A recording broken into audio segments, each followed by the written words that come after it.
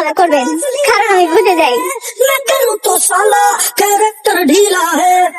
মুক্তার সাথে আলম হাসানের ডিভোর্সের পর আলম হাসান ভাই পড়েছে এক মানকাচি পাই।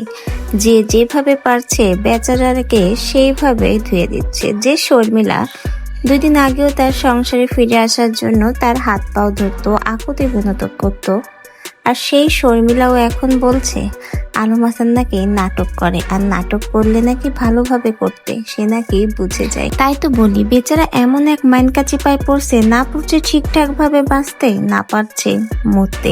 মুক্তা চলে যাওয়ার পরে তাকে এমন ভাবে ফ্যাসাদে ফেসিয়ে দিয়ে গেছে, বেচারাকে এখন যে যেভাবে পাচ্ছে প্রতি পদে পদে টোল করছে, অপমান করছে। শর্মিলাও বাদ যায়নি। মুক্তা চলে যাওয়ার পরে সে যে বেশ খুশি হয়েছে, উপভোগ করছে আলম হাসানের অসহায়ত্ব, তা কিন্তু বেশ ভালো করে এখন বোঝা যায়।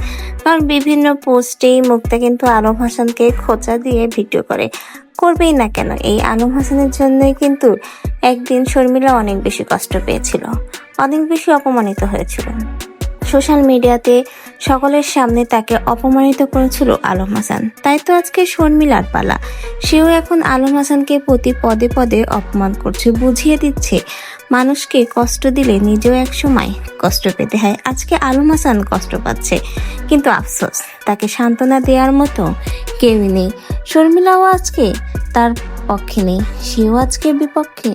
সেও কিন্তু নতুন করে সংসার শুরু করছে আলম হাসানকে দেখিয়ে দিতে। শর্মিলা তার জীবনে নতুন কাউকে আবারও নিয়ে ঘর বাঁধতে যাচ্ছে, আর একদিকে আলম হাসানের ঘর সংসার সবকিছুই ভেঙে গেল। ভাঙা গড়া দুটো নিয়েই সংসার জীবন, একদিকে আলম হাসানের সংসার ভাঙলো, অন্যদিকে শর্মিলার সংসার করলো।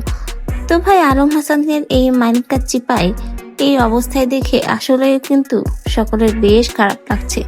বেচারা 2 দিন আগেও সোশ্যাল মিডিয়াতে তার বউ মুক্তাকে নিয়ে এসে কত গর্ব করেই না কথা বলতো, আর সেই মুক্তা শেষমেশ তাকে ঠকিয়ে রাস্তায় নামিয়ে সকলের কাছে এখন নাটকের বস্তুতে পরিণত করে চলে গেল।